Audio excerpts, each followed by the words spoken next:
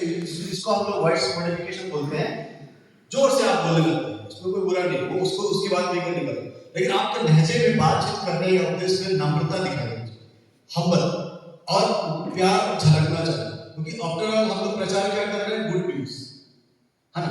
हम प्रचार कर रहे हैं गुड न्यूज, तो गुड न्यूज की जैसा आना चाहिए। अगर आप थप्पड़ भी मार रहे हो तो मरहम भी लगाना चाहिए, है ना? कभी कभी थप्पड़ मार के लोग भूल जाते हैं। पुराना नियम थप्पड़ मारता है, नया नियम मरहम लगाता है। यही है, इसी को दो धारी तलवार बोलते हैं।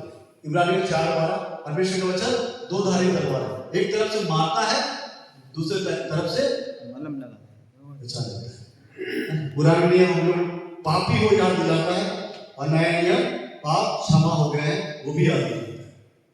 रोमियो के पत्र हम पढ़ते हैं 3:23-6 पाप की मजदूरी मृत्यु है, परंतु परमेश्वर का वरदान मसीह यीशु में अनंत जीवन है। तो प्रॉपर चलिए, आपको नम्रता और प्रेम ही मसीह संदेश का सार है। अगर आपके संदेश में नम्रता और प्रेम नहीं है तो फिर ये तो पुराना नियम हो गया, है ना? पुराना नियम से उद्धार नहीं आता है, उद्धार नए नियम से आता है। हाँ, पुराना नियम नए नियम के लिए रास्ता तैयार करता है ना? मैं इसको हमेशा ऐसा बोलता हूँ कि पुराना जो नियम है वो मिरर मतलब समझे, आईना। आईना सिर्फ आपको मदद करेगा आपका चेहरा देखने में, लेकिन आईना साफ नहीं कर सकता।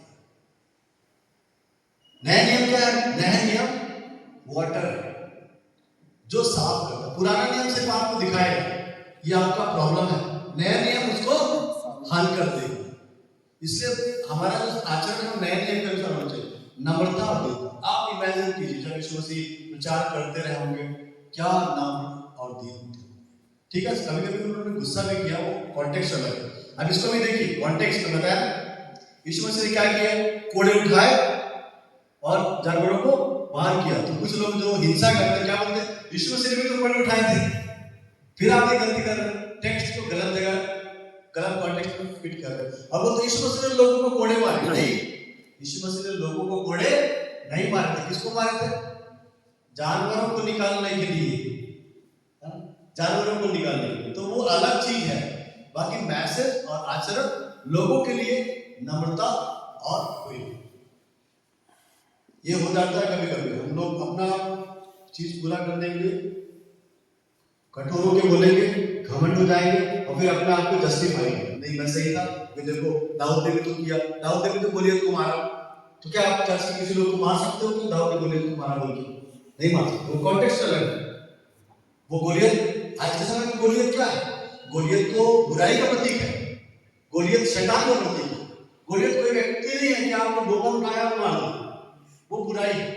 अगर हम डेविड है तो हम लोगों को बुराई को मारना, घमंड को मारना, ईर्ष्या को मारना, जलन को मारना, जो हमारे देश में बहुत ज्यादा है। कितना नफरत है, आप देख लीजिए आज हमारे देश में कितना नफरत है।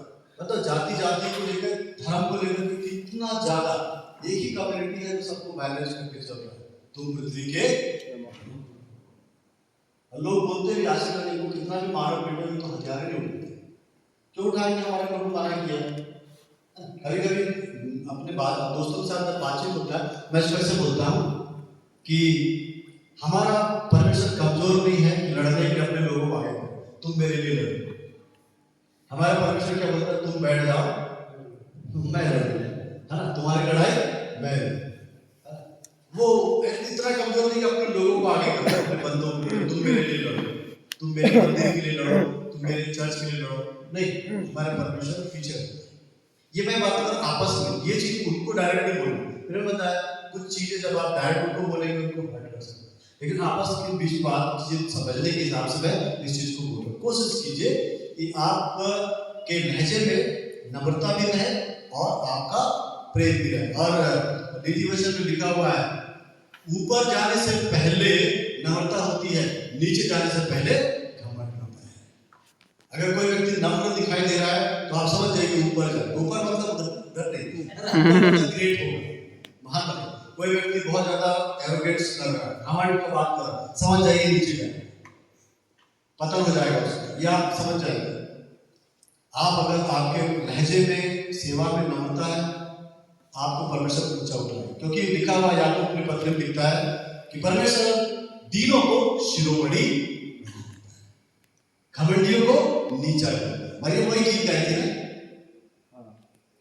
सिंहासन से धनवानों को नीचे उतारता है और दीनों को ऊंचा करता है। बस आप नाम पर दिनों करके मैसेज कीजिए और देखिए प्रभु आपको कैसे ऊपर उठा कर ले जाए। अब थोड़ा सा आगे आइए, आप प्रेजेंटेशन करते हैं, आप प्रेजेंट कर रहे हैं, अभी तक अपनी बात की तैयारी, अब हम लोग पहुंच जाते हैं प्रेजेंटेशन। इसमें कुछ बातें हैं जो मैं आपको जरूर बोलना चाहूंगा। आगे जब प्रैक्टिकल करेंगे उस समय और भी अच्छे से इसको समझेंगे, लेकिन उसको करने से पहला चीज आपका जो आवाज है वो बहुत क्लियर होना चाहिए।